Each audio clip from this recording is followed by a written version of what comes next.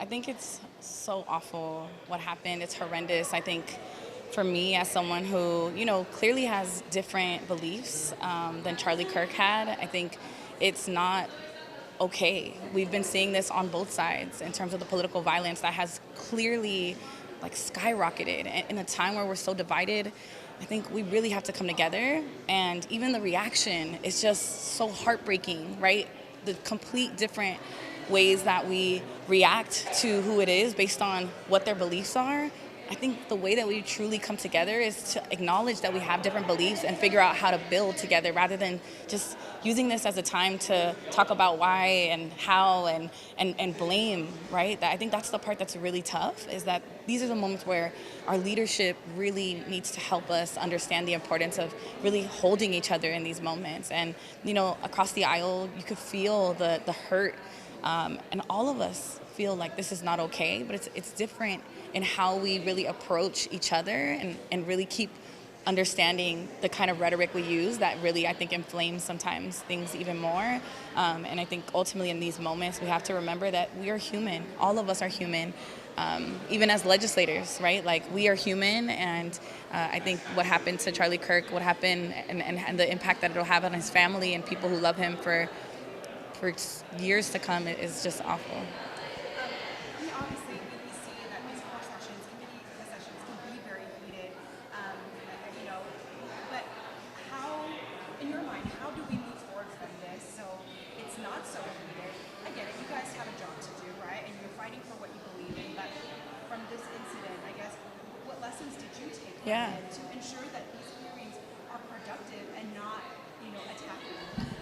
Ultimately, I think the world that we're living in has moved to being okay with the heated kind of attack mode that we've been in. What we really have to do is really talk to each other, really be honest with one another, really sit together and say, I don't agree with you, but how can we get to a place where maybe I can see why you believe what you believe and acknowledge and respect that, even if I don't agree with you, that we're okay with that. I think we're in a time where people believe that if you think something different, then I'm gonna cut you off. I don't wanna talk to you anymore.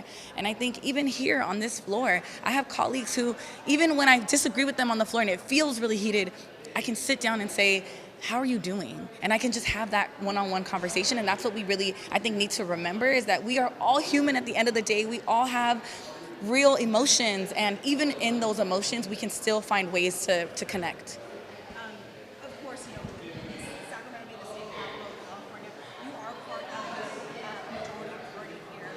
But for people listening at home who, might feel that the politics in this building have just gotten out of hand, and you being part of the majority party, I guess what's your message to those people that don't give up on this type of situation? Yeah, no matter what, I think whether we're in the majority or the minority, we are in a place where we care about our communities. We care about Californians. All of us do. I think when we think about where we are in terms of the way that things have become inflamed in various ways, I think, try our best to really help that conversation along, help to uplift our communities no matter what. And in the end, I think we know that this is a tough time, but being in the majority means we have to step up and really acknowledge that what happened to Charlie Kirk is wrong, and we are not okay with it. We're not okay with political violence, no matter who it happens to, no matter how it happens. We have to make sure that we are uplifting our community members. People who are hurt right now, who are feeling hurt right now, I think remembering and reminding them that we are here alongside them in the same way, just feeling the grief that is what our country is coming to, and that we're here to continue to lead in a way that ultimately uplifts everyone and that doesn't shoot people down, doesn't denigrate anyone because of their beliefs. I guess how will you, if in any way, how did this incident, has it changed how you approach this job? Maybe once the pain of this wears off, it might become more politicized and more heated. But I guess how will you move forward in this when you are on the floor, advocating for something you believe in, and it might turn heated?